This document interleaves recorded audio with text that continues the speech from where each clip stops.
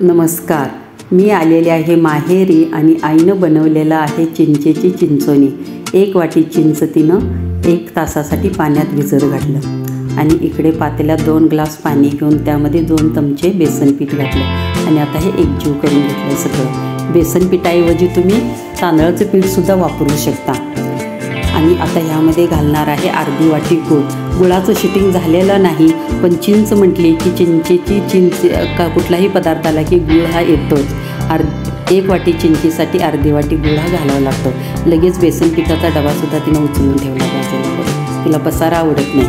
आता इकडे चिंच भिजलेली आहे, त्यातला सगळा कोळ तिनं हातानंच दाबून काढला. ती अजिबात मिक्सर वापरत नाही, तर हाताने सगळा रस दाबून काढून घेते आणि झाऱ्यामध्ये गाळून काढलं. आता ते राहिलेल्या चोत्यामध्ये परत एकदा पाणी घातलं आणि परत एकदा त्यामधला राहिलेला रस सगळा काढून घेतला.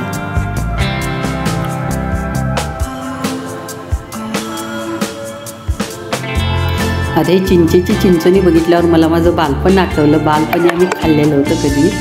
आता अलीकडे हे पदार्थ केले जात नाहीत.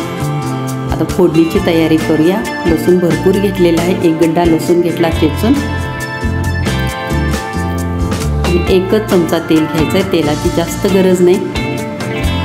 आणि त्यामध्ये फोडणी म्हटल्यावर जिरं मोहरी ही आलीच आणि लसूण घातला, हिंग घातली, 1 चमचा हळद आणि 1 चमचा लाल तिखट. लाल तिखट अगदी थोडंसं घालायचं आणि हे तयार केलेलं मिश्रण घातलं.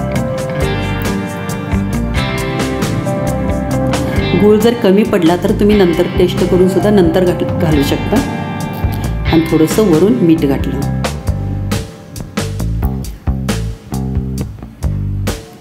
आणि तुम्हाला कसं हवं असेल कन्सिस्टन्सी, घट पातळ, त्या पद्धतीनं करू शकता. वरून खोबरं घातलं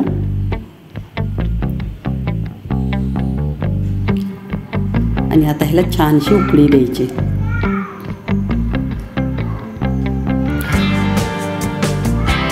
अगदी जुने जे पदार्थ आहेत ते आमच्या आईचे हातचा हातखंडा आहे म्हणा.